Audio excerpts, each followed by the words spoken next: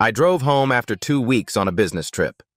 Everything should have been peaceful, but when I turned onto the dirt road leading down to Clearwater Lake, I saw a white sign planted right on the shore. For sale, exclusive lakefront living. Next to it stood two men in suits, pointing at the water and talking to a young couple. They were standing on my land. They were selling something that did not belong to them. If you have ever come home to find someone trying to sell your family's property without a single word of permission, comment below where you are watching from. Because what happened next completely changed the way I see trust, power, and justice. My name is Roger Brown, and this is how I exposed a 15-year fraud. Who gave you permission to put that sign on my land? The drive from Raleigh to Pinewood Grove takes about 2 hours if traffic cooperates. I had been away for 2 weeks, supervising a bridge construction project in the eastern part of the state, and all I wanted was to get home, take a shower, and sit on the dock watching the sunset over Clearwater Lake. That lake has been in my family since 1962, when my grandfather, Colonel James Brown, bought 30 acres of land after returning from his second tour in Vietnam. He built a small cabin by the water, raised my father there, and when he passed away 3 years ago, he left everything to me. Not because I asked for it, because he trusted me to protect it. I turned off the main road onto the gravel path that leads to my property. The afternoon sun was warm, the pine trees on both sides casting long shadows across the ground. Everything looked the same as when I left, until I reached the clearing near the lake. That is when I saw it. A white sign, brand new, was planted right on the shore about 50 feet from my dock. The words were printed in bold blue letters, "For sale, exclusive lakefront living, contact Thornton Realty." Next to the sign stood two men in dark suits, gesturing toward the water while a young couple nodded along, clearly impressed by whatever story they were being told. I stopped my truck and sat there for a moment, trying to process what I was seeing. These people were standing on my land. Not HOA land, not community land, my land. The deed was in my filing cabinet. Inside the cabin my grandfather built with his own hands. I got out of the truck and walked toward them, keeping my pace steady even though my heart was pounding. The taller of the two agents noticed me first. He smiled the way salespeople smile when they think you are a potential buyer. "Good afternoon, sir. Are you interested in the property? We have 3 lots available with direct lake access, starting at $450,000. I stopped about 10 feet away from them. "What are you doing here?" I asked. My voice was calm, but I could feel the anger building in my chest. The agent's smile faltered slightly. "I am sorry. Do you live nearby? This is a private showing for Pinewood Grove residents and prospective buyers." I pointed at the ground beneath his expensive leather shoes. "This is my property. That lake behind you belongs to me. So I am going to ask you one more time, what are you doing here? And who permitted you to put up that sign?" The young couple exchanged uncomfortable glances. The second agent pulled out his phone and stepped away, speaking quietly to someone on the other end. The first agent held up his hands in a placating gesture. "Sir, I think there might be some confusion. This lake is part of the Pinewood Grove community amenities. We have authorization from the HOA president to conduct showings here. Perhaps you are thinking of a different property." I almost laughed. Almost. But there was nothing funny about strangers standing on land my grandfather bled for, telling me I was confused about what belonged to my own family, before I could respond. A white SUV pulled up behind my truck. A woman stepped out, maybe late 50s, with platinum blonde hair and a red blazer that looked like it cost more than my monthly mortgage payment. She walked toward us with the confidence of someone who had never been told no in her entire life. "Mr. Brown," she said, extending her hand as if we were meeting at a cocktail party. "I am Sandra Thornton, president of the Pinewood Grove Homeowners Association. I understand there has been a small misunderstanding." I did not shake her hand. There is no misunderstanding. You have people trespassing on my property and a sign advertising lake access that you have no right to sell. Sandra's smile did not waver, but something shifted behind her eyes. Mr. Brown, I know you have been away, and I understand this might be confusing for someone who is not familiar with how community developments work. But this lake has been part of Pinewood Grove's amenities since the neighborhood was established 15 years ago. Your grandfather, rest his soul, agreed to that arrangement when the land was developed. She said it so smoothly, so confidently, that for a split second I almost doubted myself. Almost. My grandfather never sold this lake, I said. He sold 80 acres to the developer in 2009. The lake and the 30 acres surrounding it were explicitly excluded from that sale. I have the deed. I have the original contract. Sandra tilted her head, the way a teacher might look at a student who gave the wrong answer. Deeds can be interpreted in many ways, Mr. Brown, and 15 years of continuous community use establishes certain rights. I would hate to see you waste money on lawyers only to discover that the law does not support your claims. She glanced at the agents and the young couple. Why don't we continue this, showing Mr. Brown clearly needs some time to review his documents? That was when I realized what was happening. This was not a misunderstanding. This was not a mistake. Sandra Thornton knew exactly what she was doing. She had been selling people a lie for 15 years, promising them lake access that was never hers to give.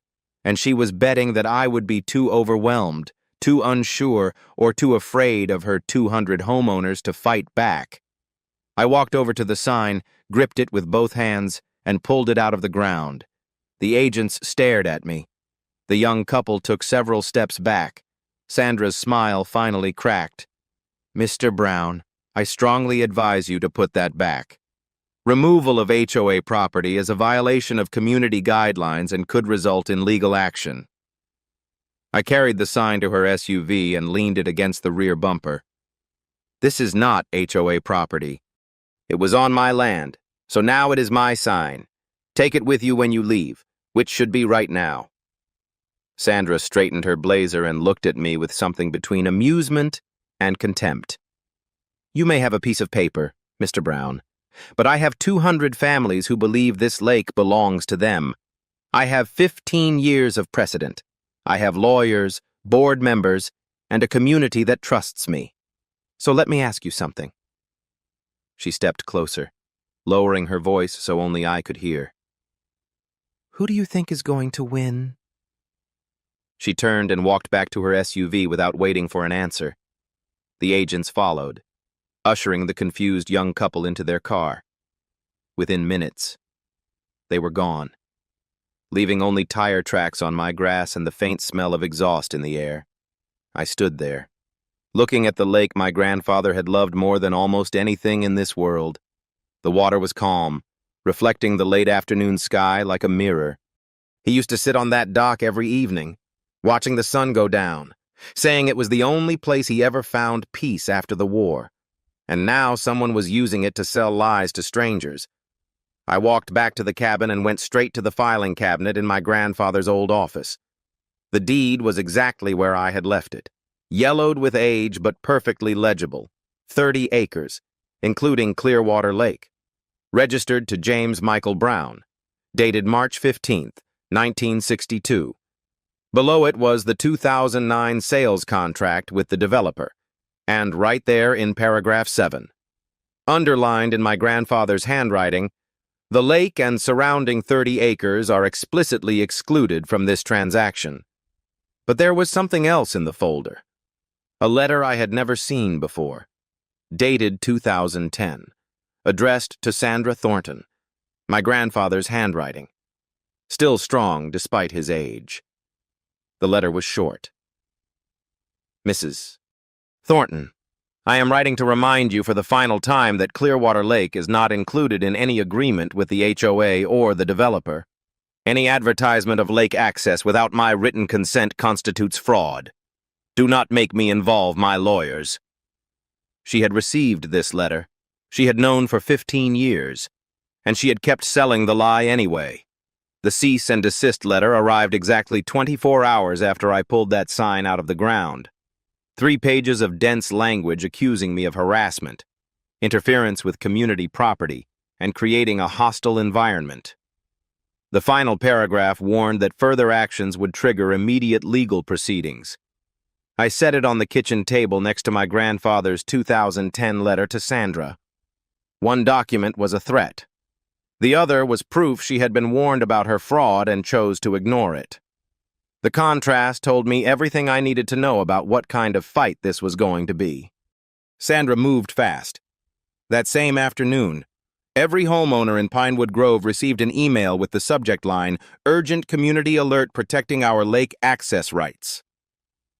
The message claimed that an individual living adjacent to the community was attempting to seize control of Clearwater Lake, a beloved amenity families had enjoyed for over a decade. It urged residents to attend an emergency board meeting to discuss protecting their investment. My name was not mentioned, but everyone knew exactly who she meant. Within hours, the community message board turned hostile. The first posts questioned whether my deed was legitimate. Then came accusations that I was exploiting my dead grandfather's memory for profit. By evening, people were calling me a con artist and suggesting I had no right to live in the cabin at all. Someone drove past my property after dark and threw a bag of garbage onto my driveway. The escalation from suspicion to dehumanization took less than 12 hours. The emergency board meeting was held at the Pinewood Grove Community Center, a building constructed on land my grandfather once owned. I arrived early, but Sandra had already arranged the room to her advantage. Board members sat at a long table facing the audience, nameplates polished, folders stacked neatly in front of each seat. She stood at a podium with a microphone, welcoming residents as they filed in, shaking hands, touching shoulders, calling people by their first names. When she saw me enter, her smile widened slightly. She had the high ground, the home field, and an audience of nearly 150 people who had paid premium prices for homes with promised lake access. I took a seat in the back row. Speaking now would only legitimize her framing. I needed to watch, listen, and understand exactly how deep this went before I made my move. Sandra opened with what she called a brief history of Clearwater Lake. According to her version, the original landowner had verbally agreed to share access with residents as part of the development.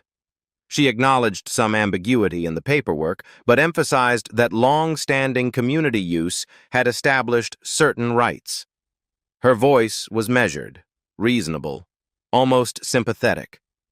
She talked about families who had built memories by that water, children who had learned to swim there, couples who had fallen in love watching sunsets from the shore. She made it personal. She made it emotional. And she never once mentioned that she had been selling those memories for profit through her own real estate company. Then she introduced Gerald Hoffman, the HOA attorney, who explained the adverse possession law. Under North Carolina statute, he said, 15 years of open and continuous use could transfer access rights when the original owner failed to object. He delivered it with the confidence of a settled fact, citing case numbers I could not verify and precedents he did not explain.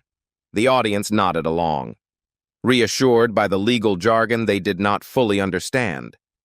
When Sandra called for a vote to authorize legal action against me, not a single board member hesitated. 7-0. 150 people applauded. A woman 2 rows ahead of me turned around and stared, her expression a mixture of contempt and satisfaction.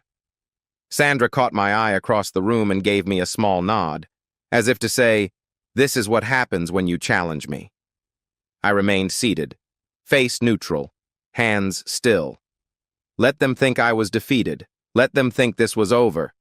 The more confident they felt tonight, the less prepared they would be for what came next. After the meeting, I called Marcus Chen, a property lawyer I knew from college. I read him the deed, the 2009 contract, and the explicit exclusion clause. His response was direct. "Roger, Adverse possession requires the owner to have abandoned the property or failed to assert rights. Your grandfather's letter proves he did assert them. Sandra ignored him. But ignoring a warning does not transfer ownership. He paused. The problem is not the law. The law is on your side. The problem is money. Litigation costs $50,000 minimum. Sandra is betting you will run out of resources before she runs out of community support. Her weapon is not precedent. It is exhaustion. I thanked him and hung up. He was right. Sandra was not trying to win in court. She was trying to win by making my life so difficult that I would give up. I opened my laptop and started searching. Thornton Realty, Pinewood Grove, Lake Access. The listings came up quickly. Every home Sandra had sold mentioned the lake, private access, exclusive waterfront community, fishing, swimming, and boating are included. I stopped counting at 47 properties. Some buyers had paid $40,000 or $50,000 extra for lots closer to the water. Total transaction value across those sales over $35 million. The pattern was unmistakable. This was not a dispute over interpretation. This was systematic fraud built on a lie Sandra had been telling since the day the first home sold. I screenshot every listing and saved them to a folder. Then I looked at the lake through the window, dark and still under the evening sky. Sandra thought tonight's vote meant victory. She thought the applause and the threats would make me disappear. But she had made a critical mistake. She assumed I was like everyone else she had pressured over the years, that I would choose peace over principle. My grandfather could have sold this lake for millions. Developers made offers constantly. He always refused. He told me once that some things are not about money. Some things are about what you protect and what you leave behind. The question was whether anyone else in Pinewood Grove had figured out they had been lied to. 47 families had paid for something that did not exist. At least one of them must have realized the truth by now. And if I could find that person, I would not be fighting alone. 3 days after the board meeting, a deputy from the county sheriff's office showed up at my cabin. He was polite but cautious, one hand resting near his belt as he explained why he was there. Someone had filed a complaint alleging that I had threatened Pinewood Grove residents and made aggressive statements at a public meeting. The deputy asked if I would be willing to answer a few questions. I invited him inside, showed him the deed, the 2009 contract, and my grandfather's letter to Sandra. I explained the situation calmly, without raising my voice, without showing anger. He listened, took notes, and eventually nodded. Mr. Brown, I do not see any evidence of criminal behavior on your part, but I have to document the complaint. My advice is to keep your distance from HOA events and avoid any confrontations. He left without issuing any citation. But the message was clear. Sandra had escalated from legal threats to law enforcement. She was building a paper trail, making me look like the aggressor, one official report at a time. The next morning, I discovered that the gravel road leading to my cabin had been blocked. Someone had placed orange traffic cones and a handwritten sign that read, "Private HOA Road, Residents Only." The road ran across a narrow strip of land that had been part of the original developer purchase, which meant technically it was not mine. But it had been used as access to my property for over 60 years, long before Pinewood Grove existed. I called the county transportation office to ask about the legality of blocking a road that served as the only access to a private residence. The clerk said she would look into it and get back to me within 5 to 7 business days. 5 to 7 days of being unable to drive to my own home without moving cones that the HOA could claim I had vandalized. I moved them anyway, took photographs of their placement, and documented the date and time.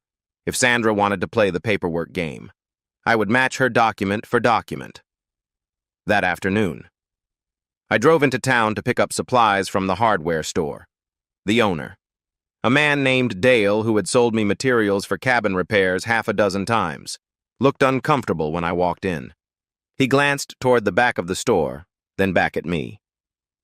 "Roger, I am sorry, but I cannot help you today," I said. He shifted his weight, avoiding my eyes. "I got a lot of customers from Pinewood Grove. Good customers. And right now, serving you would cause problems I do not need." He did not say who had told him this. He did not need to. I thanked him for his honesty and left. On my way out, I passed two women in the parking lot who stopped talking the moment they saw me. One of them pulled out her phone and started recording. I kept walking, got in my truck, and drove away without looking back. The isolation was spreading. Sandra was not just fighting me in boardrooms and courthouses, she was cutting me off from the basic infrastructure of daily life. The situation reached my workplace by the end of the week. I was sitting in a project meeting when my supervisor asked to speak with me privately afterward. He closed his office door and sat down with the expression of someone about to deliver bad news. "Roger, I received a call yesterday from someone claiming to be concerned about your involvement in a legal dispute. They suggested that your behavior has been erratic and potentially fraudulent." He held up his hand before I could respond. "I am not accusing you of anything. Your work here has been excellent, but I need to understand what is happening, because this call came from someone who knew details about your personal life that they should not have known." I spent the next hour explaining the situation, showing him the documents on my phone, and walking him through the timeline. He listened carefully, asked a few questions, and eventually nodded. "I believe you, but you should know that whoever made that call was trying to get you fired. Watch your back." I thanked him and returned to my desk, but I could feel the shift in the room. Co-workers who had chatted with me freely now kept their distance. The accusation had not succeeded, but it had planted seeds of doubt that would be difficult to remove. Amy called me that night, her voice tight with controlled anger. She had received an anonymous message through her hospital's internal system, sent from a temporary account that had been deleted immediately after. The message said, "Your boyfriend is a land thief who is trying to steal from families. You should know who you are really dating." Amy worked in the pediatric unit. Her colleagues trusted her.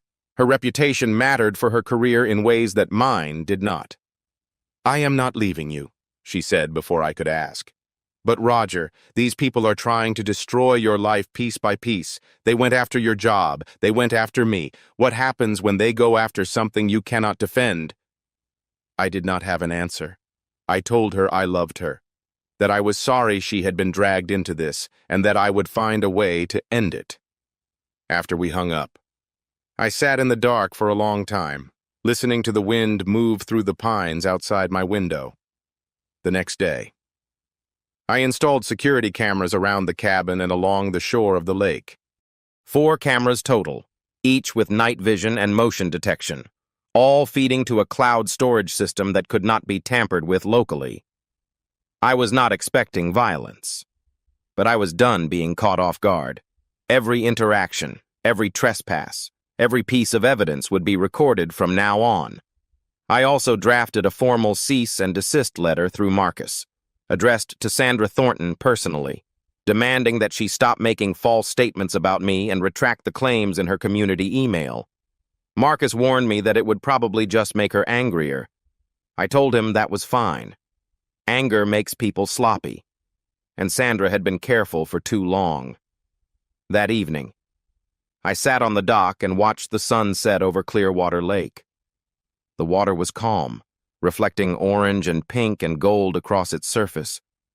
My grandfather used to say that this lake had a memory, that it held on to everything that happened around it, good and bad. I wondered what it would remember about these weeks. The accusations, the isolation, the slow tightening of pressure from every direction. Sandra wanted me to feel trapped, to believe that fighting back was pointless, and for a moment, sitting there alone. I almost did.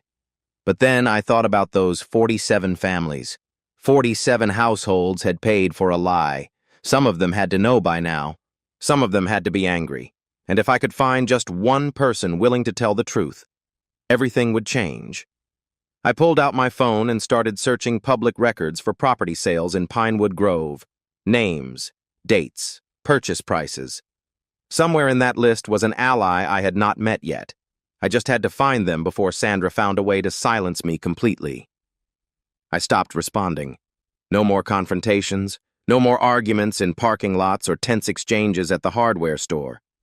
When Sandra sent another community email announcing that the HOA had retained outside counsel to pursue the lake access case, I did not reply.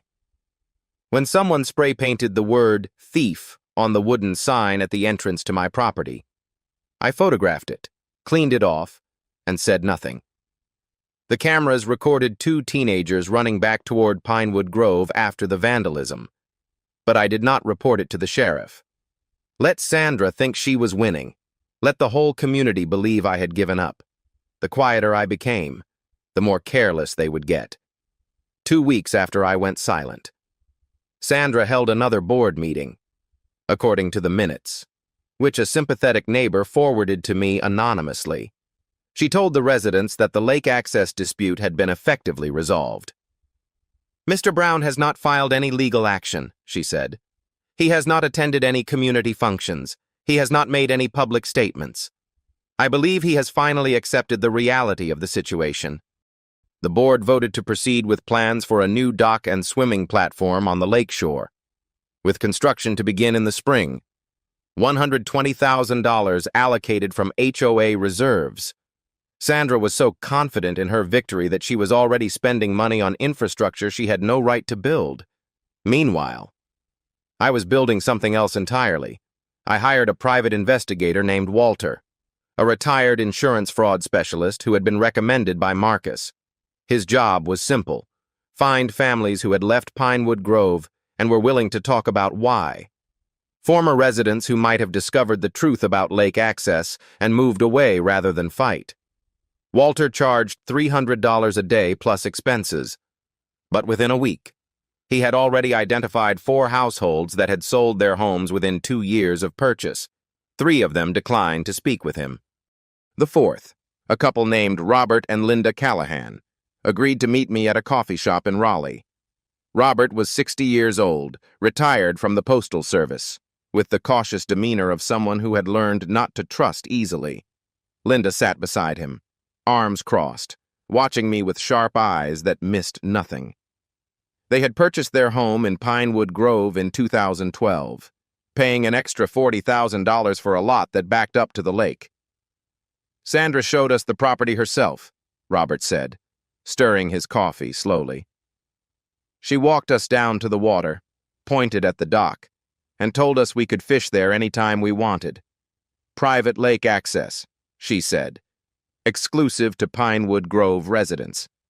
That was the whole reason we chose this community over 3 others. Linda leaned forward. 6 months after we moved in, we tried to put a kayak in the water. Some woman came out of nowhere and told us we were trespassing on private property. When we complained to Sandra, she said there had been a policy change and dock access was temporarily suspended. I asked what happened next. Robert shook his head. Nothing. We pushed back, asked for documentation, and demanded to see the original agreement. Sandra kept stalling, kept saying it was being reviewed, kept promising it would be resolved soon. After 2 years of that, we sold the house and moved. Lost about $30,000 on the sale because by then other people were starting to figure out the lake access was not real. He looked at me directly. We thought we were the only ones. We thought we had just made a bad decision. We did not know she was doing this to everyone. I showed them the deed, the 2009 contract, and my grandfather's letter. Robert read each document carefully, his expression shifting from skepticism to disbelief to something that looked like vindicated anger. "She knew," he said quietly. "She knew the whole time. And she kept selling the lie anyway." Before I left, I asked if they would be willing to provide a written statement about their experience. Robert hesitated. Linda did not. "Absolutely," she said. "That woman took $40,000 from us and called it a misunderstanding. If there is a way to hold her accountable, we want to be part of it. I thanked them both and promised to stay in touch. On the drive back to the cabin, I called Walter and asked him to dig deeper. I needed at least 3 more families willing to go on record. I needed a pattern that could not be dismissed as isolated incidents. The next step was procedural. I filed a preliminary complaint with the North Carolina Real Estate Commission, documenting the discrepancy between Thornton Realty's listing claims and the actual property boundaries. I also submitted a formal request to the county sheriff's office for body camera footage from the deputy who had visited my cabin. Under state law, I had a right to any recordings that involved me directly. The request would take 30 days to process, but when it arrived, it would show exactly what I had told the deputy versus what Sandra had claimed in her complaint. Every piece of evidence, every document, every recorded conversation was another brick in the wall I was building around her lies. I also made contact with a journalist named Diane Reeves, who covered real estate and consumer protection stories for a regional news outlet. She had written several articles about HOA abuses and predatory development practices, and her name kept appearing when I searched for reporters who understood this kind of case. I sent her a brief email outlining the situation without naming Sandra directly, asking if she would be interested in learning more. She responded within 2 hours, asking for a phone call. We talked for 45 minutes.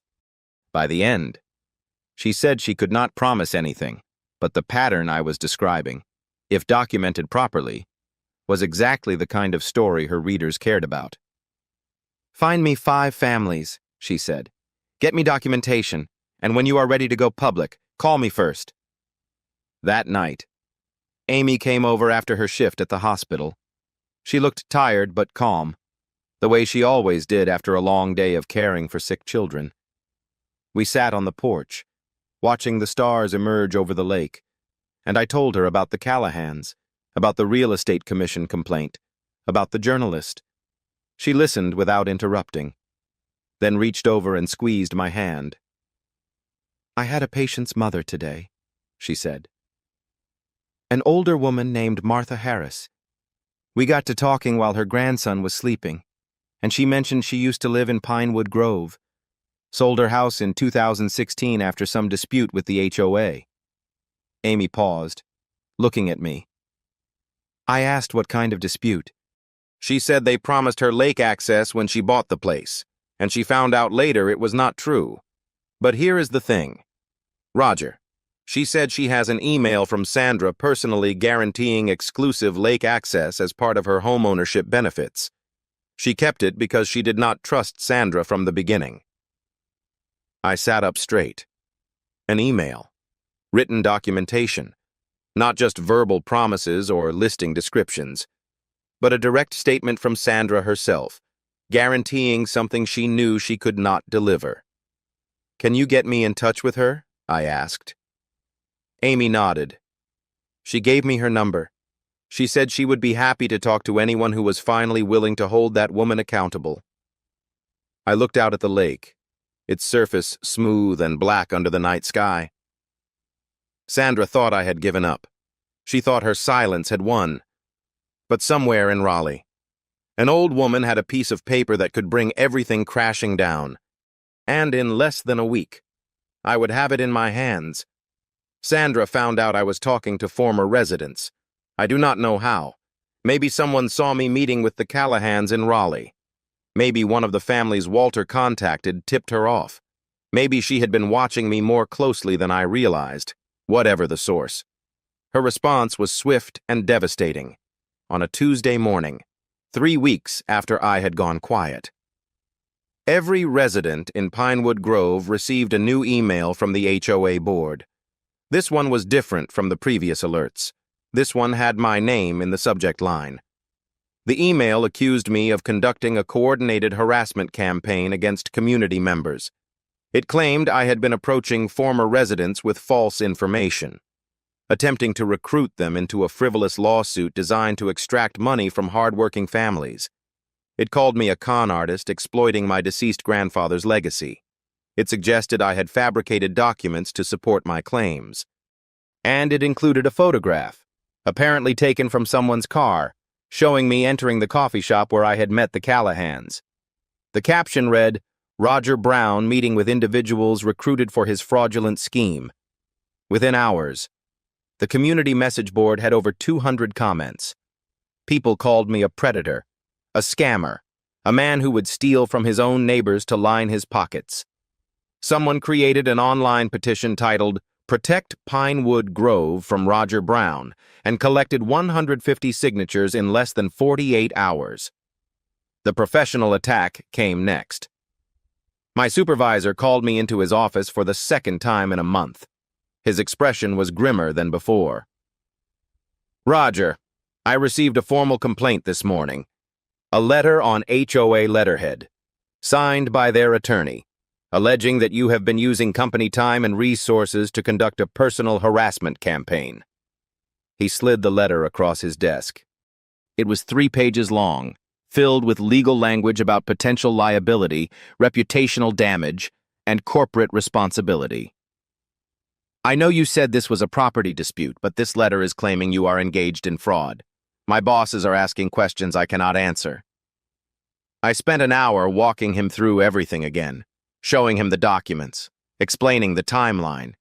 He believed me, but belief was not enough. "I am putting you on administrative leave," he said finally. "Paid. For now. Until this gets sorted out.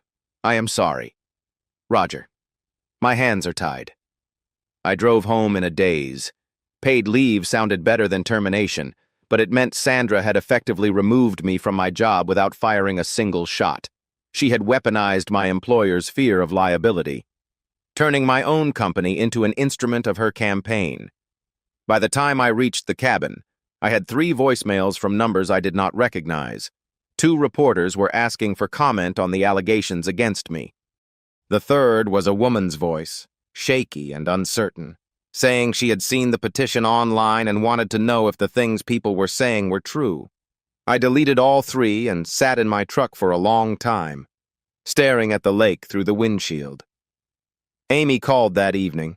Her voice was strained in a way I had never heard before. "They came after me at work today," she said. Not an anonymous message this time. A formal complaint to hospital administration, claiming I was helping you harass HOA residents by sharing patient information. I felt my stomach drop. "Amy, you never shared any patient information. Martha Harris talked to you voluntarily, in a waiting room, about her own experience." She exhaled slowly. "I know that. You know that." But the complaint triggered an internal review. I had to sit with HR for 2 hours explaining why a patient's mother mentioned Pinewood Grove to me in casual conversation. They cleared me.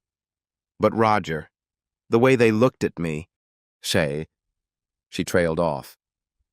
I could hear the exhaustion in her silence. "Some of my coworkers live in that neighborhood. They have been avoiding me all week. One of them asked if it was true that you were a con artist. I did not know what to say." I wanted to apologize. I wanted to tell her to walk away, to protect herself, to let me fight this battle alone. But before I could speak, she cut me off. "Do not even think about it," she said. "I am not leaving, but you need to end this soon, Roger, not just for you, for both of us."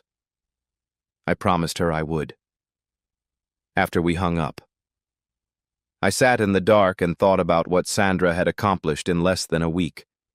She had turned the community against me. She had neutralized my income. She had targeted the woman I loved. And she had done it all without ever meeting me face to face, without ever having to defend her lies in public. This was reputation warfare at its most efficient, and I was losing. The next morning, I drove to Raleigh to meet Martha Harris. She was 72 years old, a retired school teacher with silver hair and a gaze that suggested she had seen enough nonsense in her lifetime to recognize it instantly.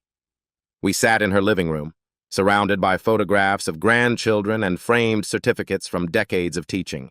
She listened as I explained what was happening, nodding occasionally, asking sharp questions about timelines and documentation. When I finished, She stood up, walked to a filing cabinet in the corner, and pulled out a manila folder. "I have been waiting for someone to take this seriously," she said. "When I bought my house in 2015, Sandra Thornton sent me this email personally. I printed it and saved it because something about that woman never sat right with me." She handed me the folder. Inside was a single printed page. An email dated April 12th, 2015. The sender was Sandra Thornton, using her Thornton Realty address. The subject line read, "Welcome to Pinewood Grove, your lake access confirmation." The body of the email was brief but devastating.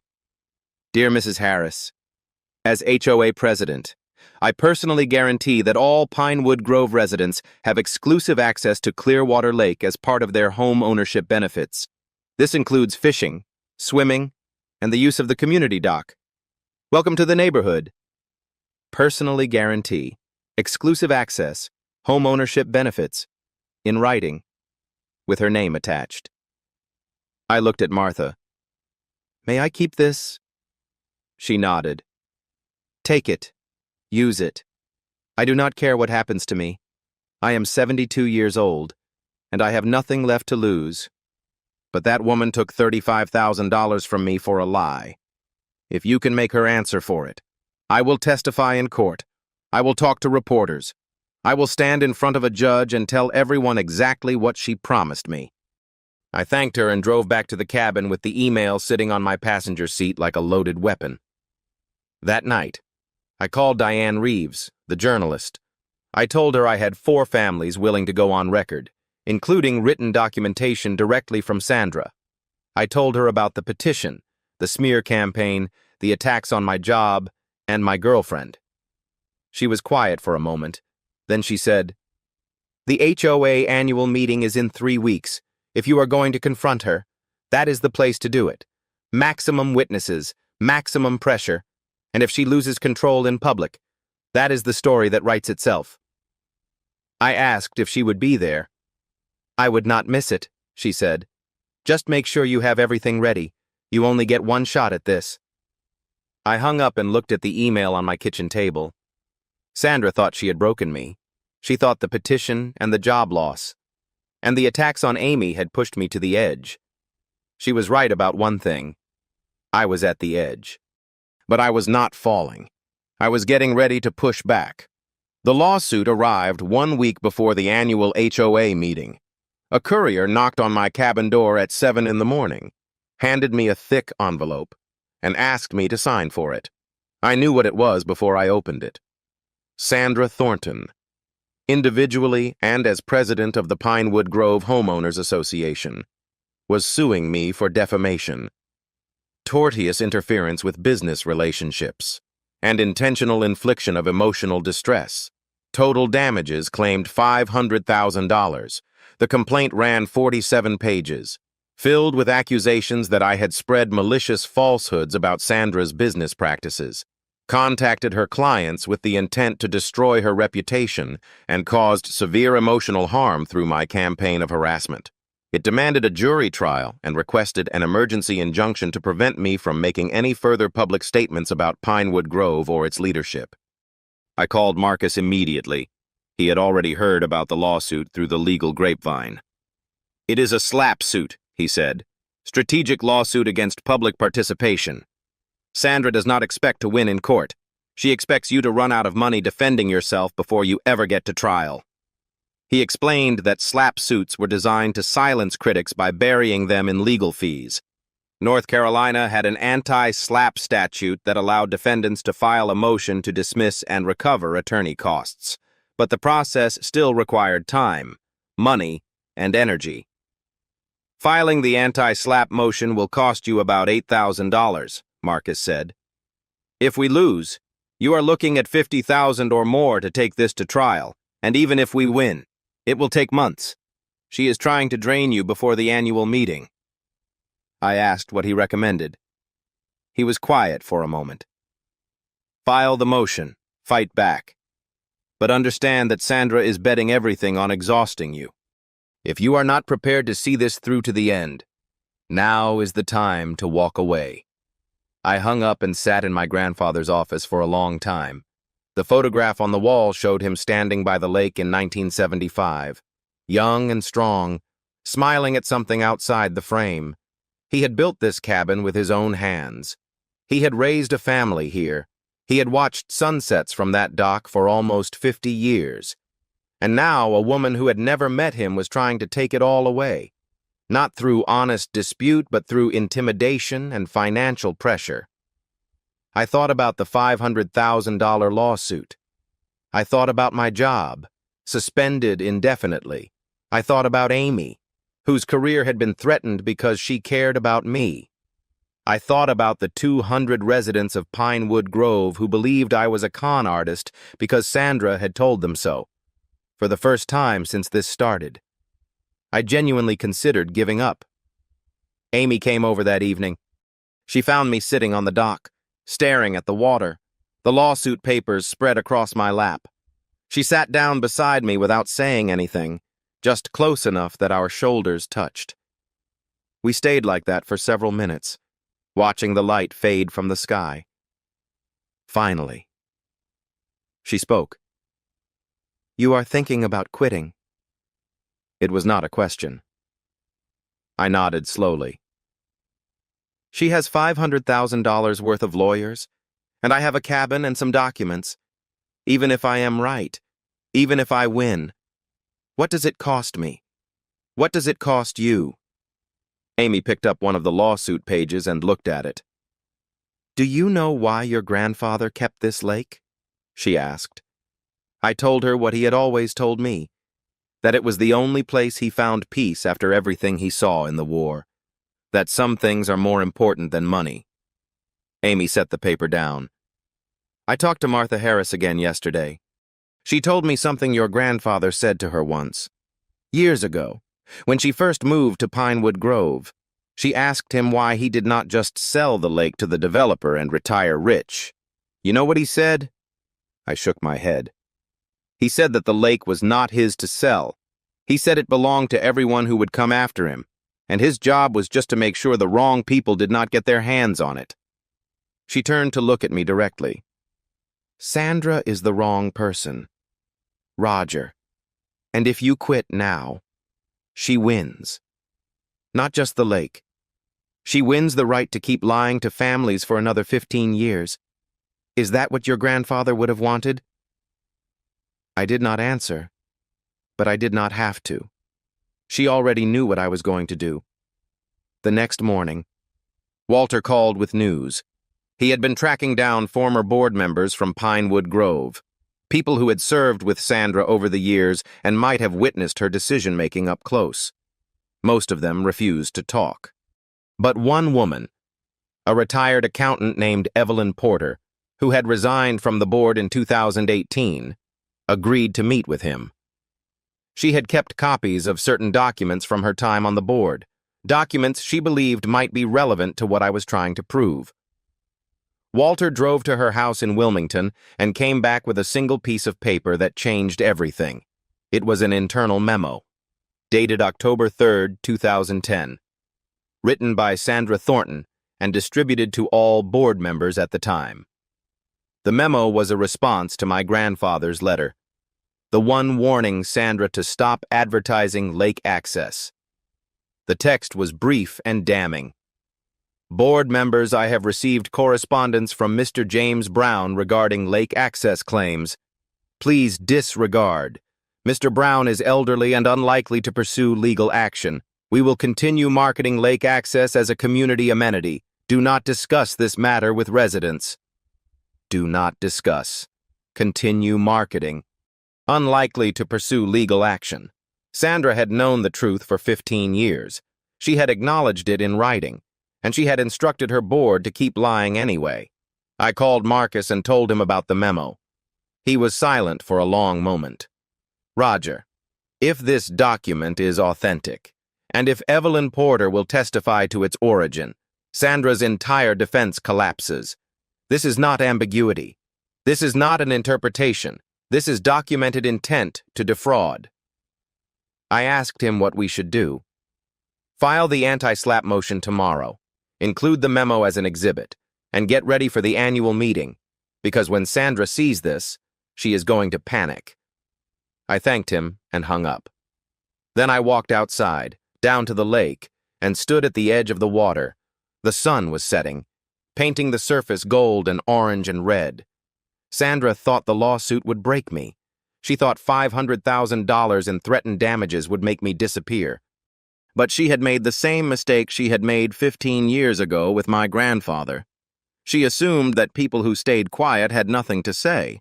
She assumed that patience meant weakness. She was wrong then. She was wrong now. I walked back to the cabin, picked up my phone, and called Diane Reeves. "The annual meeting is in 6 days," I said. "I have everything I need.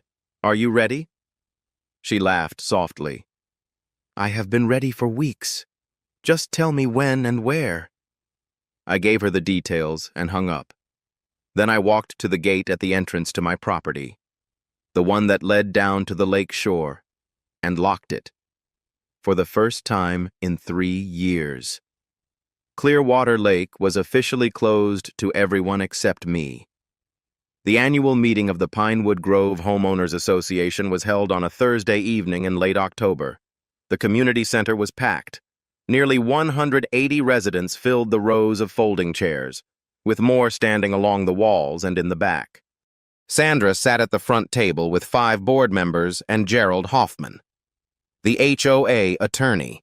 She wore a navy blue suit and a confident smile, the expression of someone who believed she had already won. I arrived 10 minutes early and took a seat in the last row, near the exit. A few people turned to look at me. Some whispered to their neighbors. One woman pulled out her phone, probably to document my presence. I kept my face neutral and my hands folded in my lap. Inside my jacket pocket was a USB drive containing every piece of evidence I had gathered over the past 2 months. In my other pocket was my phone, set to record audio. Diane Reeves sat 3 rows ahead of me, a small camera bag at her feet. Sandra opened the meeting with her usual polish. She thanked everyone for attending, praised the community's resilience, and outlined the agenda for the evening. The final item was listed simply as Lake Access Update. When she reached that point, her tone shifted from administrative to personal. "As many of you know, our community has been under attack," she said. "An individual living adjacent to Pinewood Grove has been spreading false claims about our lake access rights. He has harassed former residents.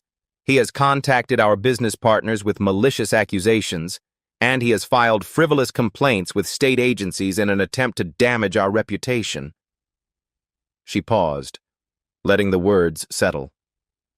"Tonight, I am asking the board to approve a special assessment of $500 per household to fund our legal defense. We will not allow one person to destroy what we have built together." The room murmured in agreement. Hoffman nodded solemnly.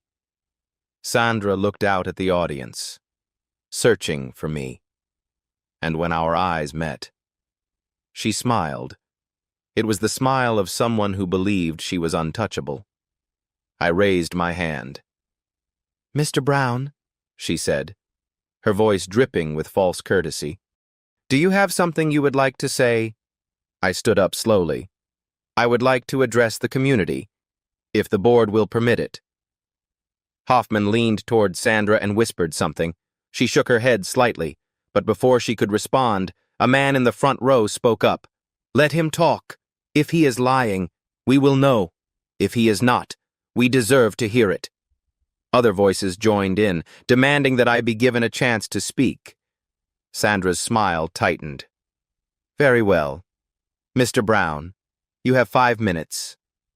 I walked to the front of the room, feeling 180 pairs of eyes tracking my every step. I did not bring notes. I did not need them.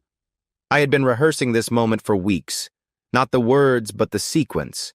Evidence first, emotion never. Let the documents speak for themselves. I plugged the USB drive into the projector system and turned to face the crowd.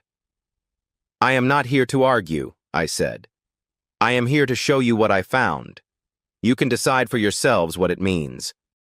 The first image appeared on the screen behind me. It was the deed from 1962, yellowed but legible, showing my grandfather's name and the legal description of the property.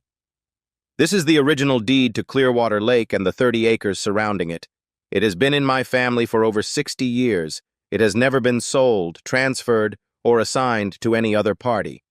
Sandra shifted in her seat but said nothing. I clicked to the next slide. The 2009 sales contract, with paragraph 7 highlighted. When my grandfather sold 80 acres to the developer who built Pinewood Grove, he explicitly excluded the lake from the transaction. This is not ambiguous. This is not open to interpretation.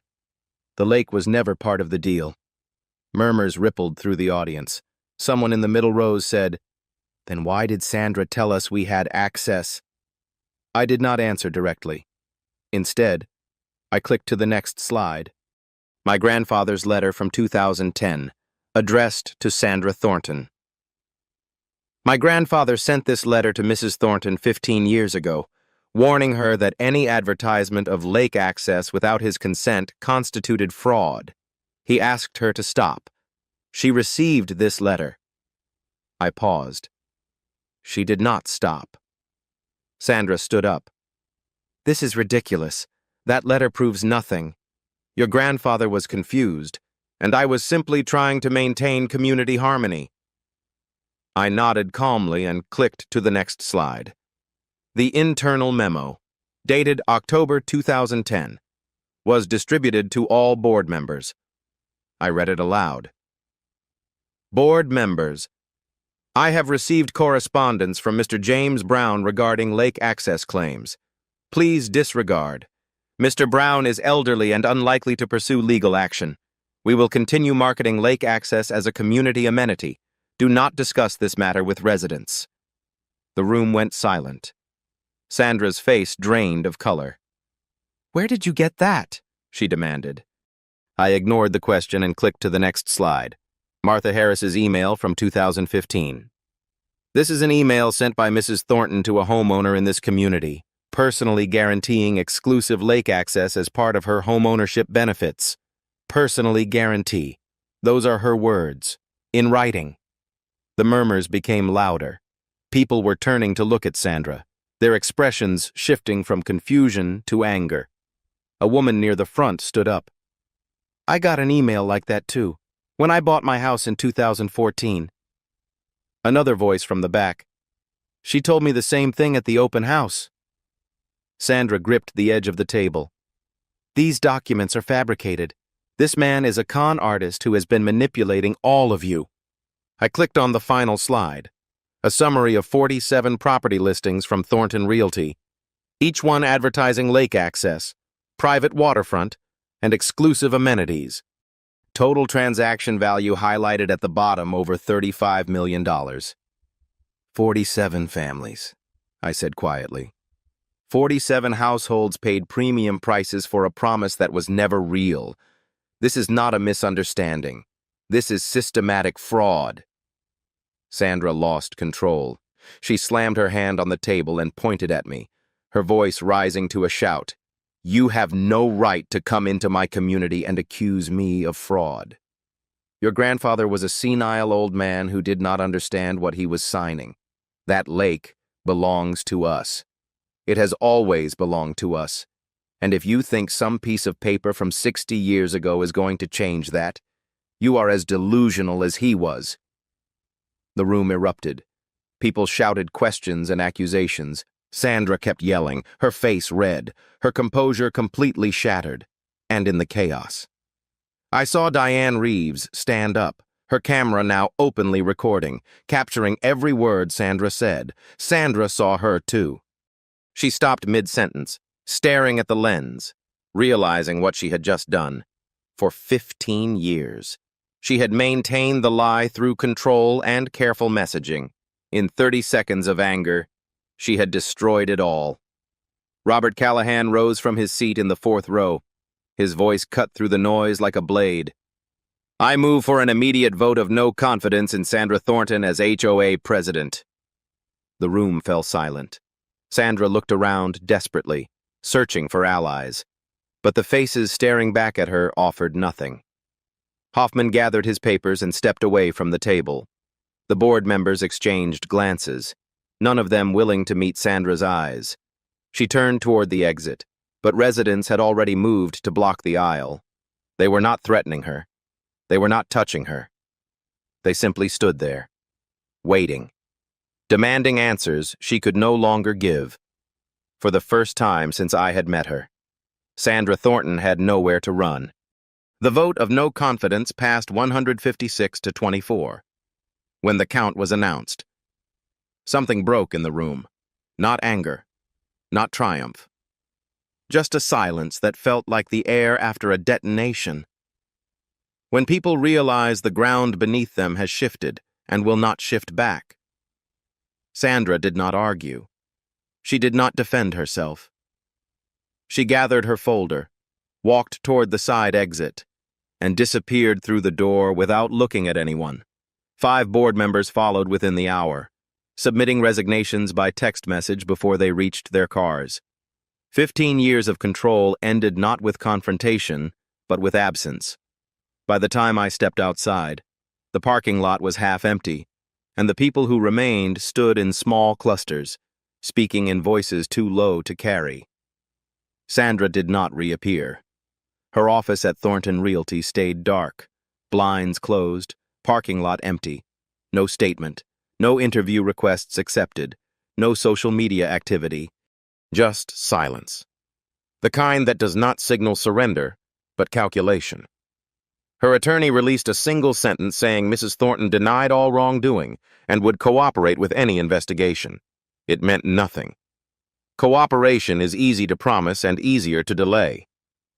What mattered was that Sandra had not been held accountable yet.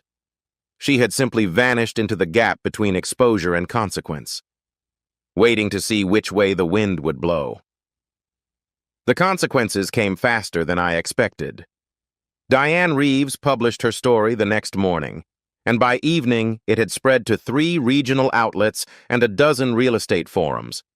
The North Carolina Real Estate Commission opened a formal investigation. 12 families filed a class action lawsuit. The county district attorney's office announced a preliminary inquiry into potential criminal fraud charges. And 4 days after the meeting, Marcus called to tell me Sandra had withdrawn her SLAPP lawsuit. Her attorney cited the client's decision not to pursue the matter further. "She is reducing exposure," Marcus said, trying to look cooperative before the real cases go to trial. I asked if it changed anything for the other plaintiffs.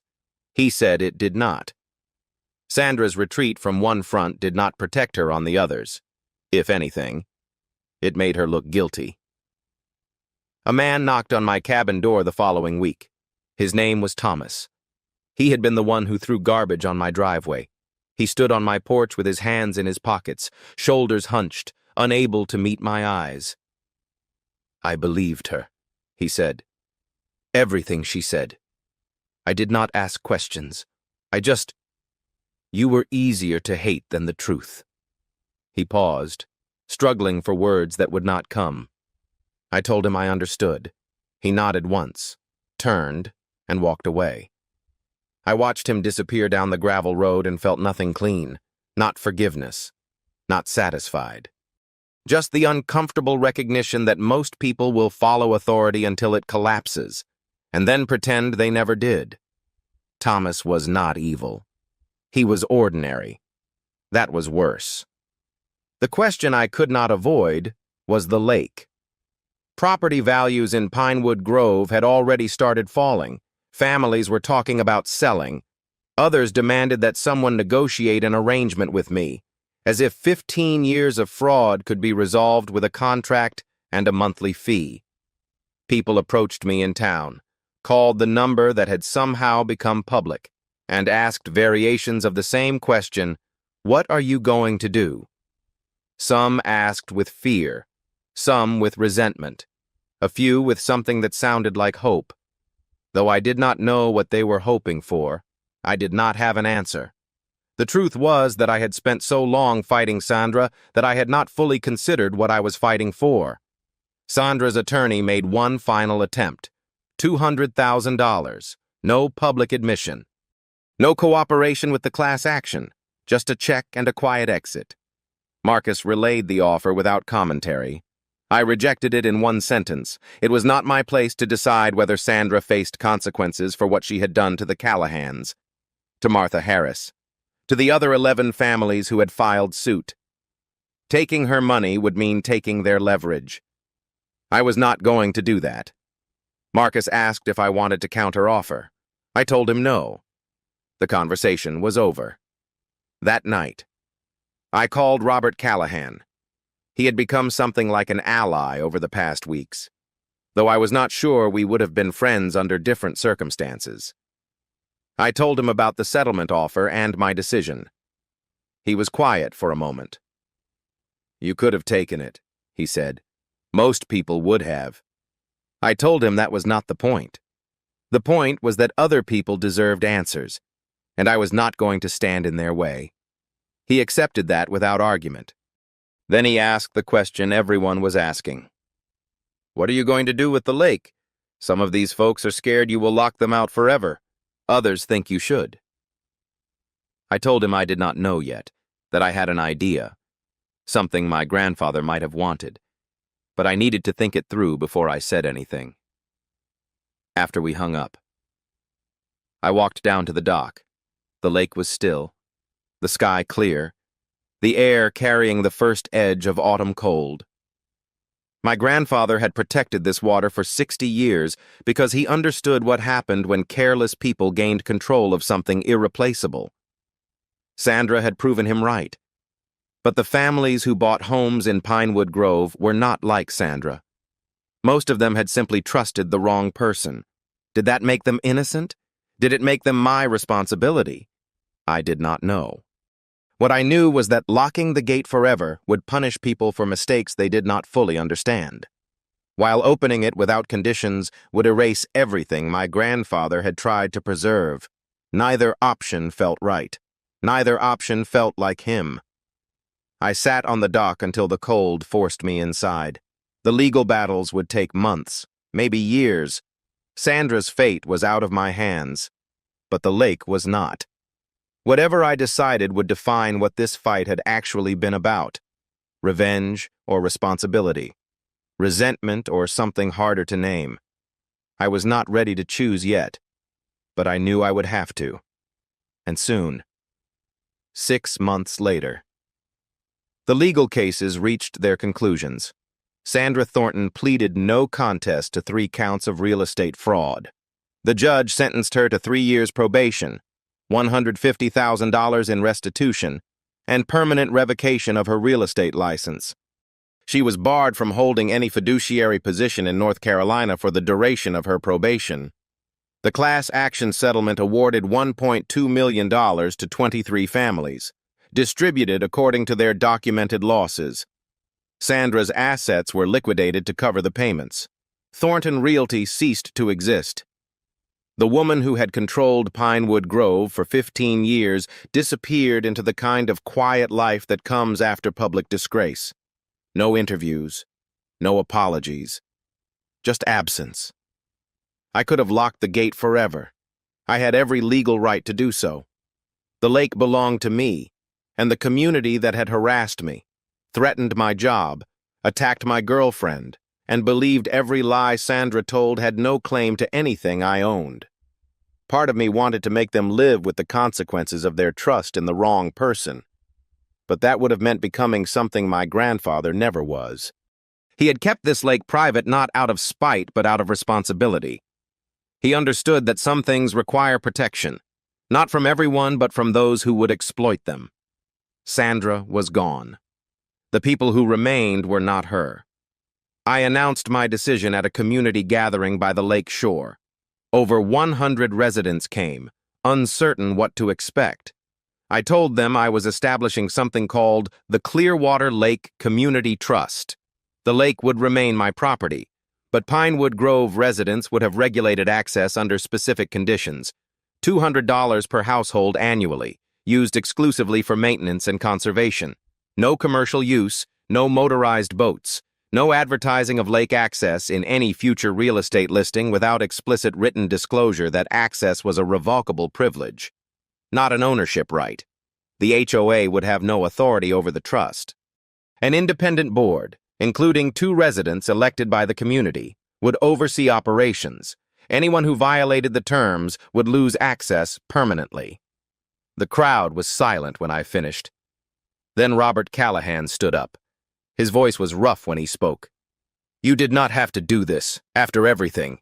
You did not owe us anything." I told him he was right.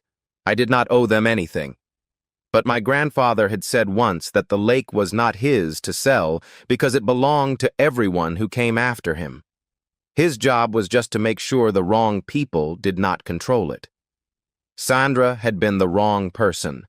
These families were not. They had been deceived, just like I had been targeted. Punishing them for her crimes would not honor what my grandfather built. It would betray it. A month later. The first families used the lake under the new arrangement. Children swam near the dock. A retired couple fished from the shore. Someone brought a picnic basket and spread a blanket on the grass where my grandfather used to sit. I watched from the cabin porch, feeling something I had not expected. Not triumph, not closure, just the quiet recognition that I had made a choice my grandfather would have understood. Sandra wanted a war. I gave her consequences. Wars destroy everything. Consequences end, and when they end. What matters is what you protected and what you left behind.